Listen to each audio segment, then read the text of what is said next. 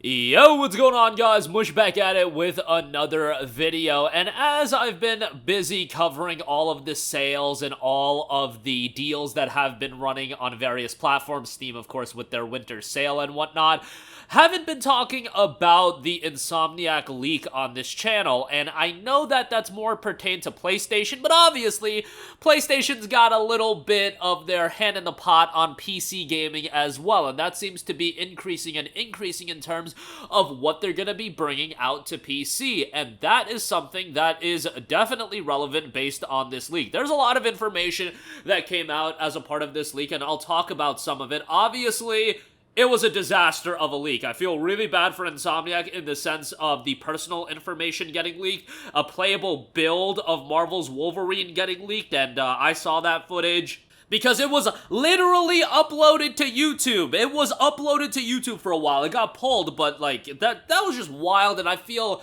really bad for Insomniac that something like that happened. In the case of like stuff like budgets being leaked for PC versions, which I'll go over, and like the release schedule getting leaked and stuff like that. Okay, obviously it sucks for them that got leaked, but like whatever. Like that's not the biggest deal. And like release schedules and tentative plans have been leaked all the time. That's not the end of the world. The end of the world is the stuff like the personal information getting leaked and the playable, and less so the playable build of Wolverine. Personal information, absolutely number one. Playable build is a disaster as well, but yeah, I feel bad for them, but we do have a lot of information here, and I'll go over the information that is relevant to PC as well. First of all, there is a breakdown on Reddit on the PC port budgets being revealed for the various ports on PC, and I find it kind of interesting. Ratchet & Clank Rift Apart, the PC port, took $2.5 million. Spider-Man Remastered PC port took $2.3 million. Spider-Man Miles Morales, $1.5 million. I imagine the Miles Morales PC port was a lot less than Spider-Man Remastered because they obviously did the work on Remastered first, and then Miles Morales was probably relatively easy. Miles Morales also a smaller game. Spider-Man 2 PC port is $4.6 million. Now, based on the fact that it specifically lists Spider-Man 2's PC port to spend that money in fiscal year 24, so that $4 million will be spent in fiscal year 24, that probably means that the Spider-Man 2 PC version will be released, I would say, mid-2025 into fall of 2025. And that was probably the timetable most of us expected Spider-Man 2 to be released on PC. Like, a 2-year turnaround is probably best-case scenario when it comes to these PlayStation titles. That was the case with Horizon Forbidden West. Hopefully that'll be the case with God of War Ragnarok, but 2 years seems to be that window. Days Gone, 2 years. Returnal, 2 years. Spider-Man Miles Morales, 2 years. Spider-Man Remastered, 2 years. It's 2 years, 2 years, 2 years for a lot of these titles, outside of some extenuating circumstances like the Uncharted Legacy of Thieves collection, where that was upgrades of a PlayStation 4 game onto PlayStation 5. That had a 9-month turnaround, and then Last of Us Part 1, given that that was a upgraded release of a game that came out in 2013, that had a 6-month turnaround. But for new big budget AAA titles, 2 years seems to be the minimum turnaround time. So Spider-Man 2, fiscal year 24, they're going to be spending $4 million. They also have listed a Wolverine PC port, $4 million, and that'll be broken into fiscal year 26 and 27, probably leading into a 2028 release, given that Wolverine will be coming in 2028. It might be a little bit earlier than that. I could see holiday of 2027, and why do I say that? Well, interestingly enough, Spider-Man 3 is scheduled for a release in 2028, and they are suggesting that Spider-Man 3, as a part of these leaked information, it will be spending $7 million in fiscal year 27 for the PC port. Interesting. I think we can all pencil in Spider-Man 3 tentatively for fall of 2028. I'll go into why I believe that in a little bit, also listed on the release schedule that Insomniac leaked, but why fall in particular. But fiscal year 27 would be running from April of 2027 into March of 2028. I believe that's how fiscal year works. Well, that $7 million would be spent prior to the release of Spider-Man 3 on PlayStation 5. Look at all of these other titles. They are spending the money the following fiscal year, or even after than that, after the release of the game. In the case of Spider-Man 3, what these documents suggest is that Spider-Man 3 will be spending that money concurrently with the development of Spider-Man 3 with the PC port. Now, I don't believe that this means that it's going to be a day-and-date release with the PlayStation 5 version and PlayStation 6 version, because when we talk holiday of 2028, we're talking about PlayStation 6 at that point, and I know we're talking very, very far into the future, but this is my 2 cents. This is how I am dissecting things, and when we're talking about stuff this far out, take it with a grain of salt, but feel like I have a pretty good idea of what's going on here. Spider-Man 3 is going to be spending $7 million in that fiscal year. Well, that leads me to believe that Spider-Man 3 is actually going to come out with its PC release earlier than a 2-year turnaround. Now, alternatively, what that could mean is that maybe it would be easier and less costly to do the PC port at the tail end of development when Spider-Man 3 is finishing up, and they can parlay that and it would cost less to port the game. I don't know. That could be a possibility as well, and if you're porting the game towards the tail end of the development of Spider-Man 3, maybe it's the case of the PC port's done, and then they'll kind of can it, and they'll release it within that 2-year turnaround period, if they do want to stick to that 2-year turnaround. But it also starts with Wolverine. Wolverine is scheduled for a release in 26, and they note that fiscal year 26, they're going to spend $2 million. That $2 million is also going to be in fiscal year 27. So a total of $4 million for Wolverine. If you guys are following that, that would lead me to believe that Wolverine would be coming out maybe early of 28.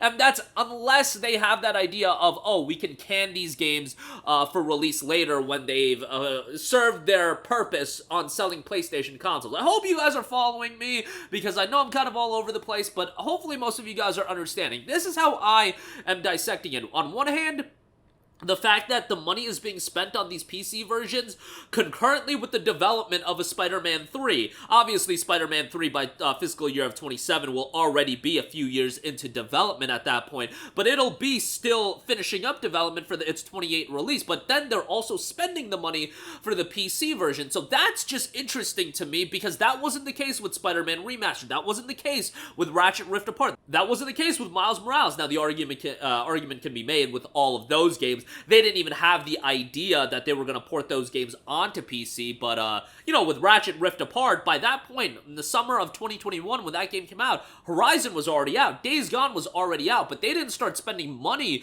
on Ratchet & Clank until fiscal year of 22, the following fiscal year after release. In the case of Spider-Man 3, again, it would be the year before the official release of Spider-Man 3 that they're already spending money on the PC port. That's just something very interesting you have to look at, and that could mean something even more. I do also want to note, as far as Insomniac's project list, they do note Marvel's Venom in fall of 2025. That is probably going to be a Miles Morales style game, like a smaller game. Then Wolverine in fall of 26, Spider-Man 3 in fall of 28. That's what we were just talking about. And then Ratchet & Clank in fall of 29, Marvel's X-Men in fall of 30, probably a follow-up to Wolverine, and then new IP in 2031 and 32. But I found the budgets of the upcoming titles the most interesting thing, with Spider-Man 3 spending $7 million at the tail end of development, rather than, a year after the release of the game, spending that money so you can, probably takes a year to do a PC port, I would think. I don't know. That's just my speculation. That could mean that these turnaround times for PlayStation games could get a lot better. And, just to go on a rant, I'll probably do a full video on this in the future, but I do not think it would be the end of the world, and I've said this before, if Sony released their games day and date on PC. I think there's a little bit of a crossover with console and PC, but really, I do believe the people that want to play on console, for the most part, play on a console. The people that want to play on PC, for the most part, play on PC. Very little crossover, and I'm of the mindset that Sony, with games like Spider-Man 3, I can understand why they want to keep it on PlayStation only as a big system seller, but I would also argue, you could take Spider-Man 3 and really try to crush some records with that number, in terms of 24, 48, 72-hour sales numbers for a PlayStation game ever, because here's what you could do. You could do a release on PlayStation 5, PlayStation 6, much like they did with Miles Morales, a cross-gen release come 2028, and do it on PC day and date. You will destroy, obliterate numbers, and we already see Spider-Man. There's a reason why they're invested into Spider-Man for the long haul. It's because it's pulling ridiculous numbers. These sales numbers are crazy, and I'm almost like, yo, brother, I love Ratchet and Clank. I'll take the L on this one. I'll take the L on this one on why you guys want to do more Spider-Man games than, you know, me wanting more Ratchet and Clank. I'll wait till 2029, and hopefully we'll get a Ratchet game by then, but I saw these sales numbers and I'm like, yo, Miles Morales selling north of 10 million copies? Like, what? Huh? But yeah, if you drop Spider-Man 3 with all of the hype from Spider-Man 2 day and date with PlayStation 5, PlayStation 6, and PC, you are finna break sales numbers. And remember, software sales is where Sony makes their money. Obviously, it's very effective having a lot of gamers in that PlayStation ecosystem, but man, they can make a potential killing on Spider-Man 3 with all of that hype. The third game in the franchise, day and date release, PlayStation 6 launch title alongside PC. Now you can make the idea of you're undercutting the PlayStation 6 if you're releasing it on PC as well. Totally get that argument. It's an idea I offered to you guys. If you disagree, more power to you. It's just an idea I had. But rambling over, those are my thoughts on everything. Again, the leak's unfortunate, but I broke down the information that I don't think is, like, it's not crazy for anybody to know the budgets of these PC versions and the exciting timetable that it looks like Insomniac does have. But that'll do it for me. Let me know all of your thoughts in the comments section down below. As always, guys, thanks for watching, and I will catch you guys in the next one. Peace out.